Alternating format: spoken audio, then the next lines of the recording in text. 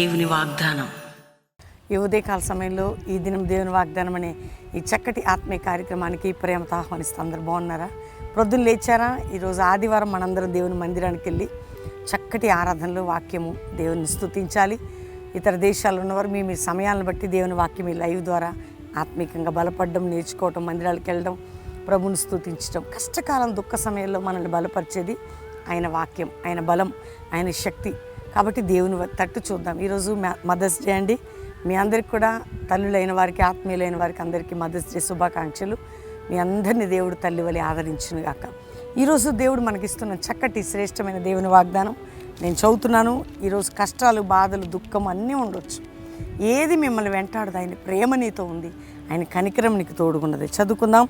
చూడండి, యెషయా గ్రంథం 49వ అధ్యాయం 15వ వచనం. స్త్రీ తన గర్భమును పుట్టిన బిడ్డను కరుణింపకుండా తన చంటి పిల్లను మరచునా వారైనా మరచుదురు కానీ నేను నిన్ను మరువను. ఎంత మంచి మాట అండి. వారైనా మర్చిపోతారు. ఆ చంటి పిల్లను మరచునా అని అక్కడికి వస్తున్న మర్చిపోద్దా?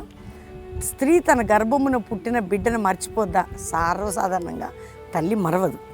ఒకవేళ ఇప్పుడు ఆదమరిచి వాళ్ళైనా ఒకవేళ ఏదైనా పరిస్థితులు మర్చిపోయినా, నిద్రలో ఉన్నా, ఒకవేళ ఏదైనా సిక్కులు, అన్ని పరిస్థితులు వారైనా మరచుదు కానీ నేను నిన్ను మరవను. ఎంత ప్రేమ అండి దేవునికి.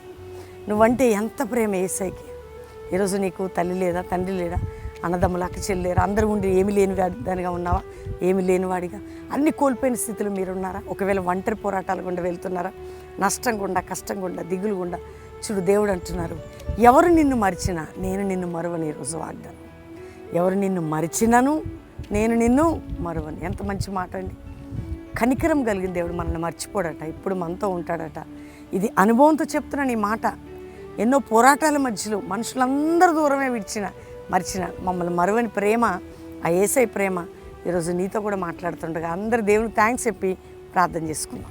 తండ్రి, ఉదయకాలం ఎంతమంది బిడ్డలు ఈ వాగ్దానం వింటున్నారో, రక్షణ మారు మనసు లేని వారికి రక్షణ మారు మనసు. ప్రభువా, ఆత్మీకంగా పడిపోయిన బిడ్డలను లేవనెత్తిన ఆయన వారిని కనికరంతో నింపి వారి జీవితాల్లో బలమైన కృపని, అద్భుతమైన కార్యాన్ని చేయనాయన.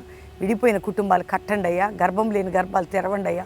అప్పుల బాధ, ఆర్థిక బాధ, మానసిక ఒత్తిళ్లు, కుటుంబ పోరాటాలు విడిపించండి. శత్రు నేను ఎవరిని ఎట్లా కబ్జా చేసినా, బలహీనపరిచిన విడుదల దయచేసి సమాధానం ఏంటి. నిందల్లో, గాయాల్లో, అవమానాల్లో, పోరాటాల్లో, రోగాల్లో, శ్రమల్లో విడిపించండి. కోర్టు కేసులని, అక్రమ అన్యాయం కేసులు కొట్టివేయండి. న్యాయం చేయండి నాయన. భూ సంబంధమైన తగాదాలు, అప్పుల భారంలో కూరుకుపోయిన వారు, ఇతరితర పరిస్థితులు ఉన్న వారికి విడుదలేయండి. ఇతర దేశంలో మా ప్రియులందరినీ కాపాడి వారున్న దేశంలో వారికి మంచి జాబ్స్, సెటిల్మెంటు, రక్షణ, ఉజ్జీవం వారి దేశాలు దయచేయండి.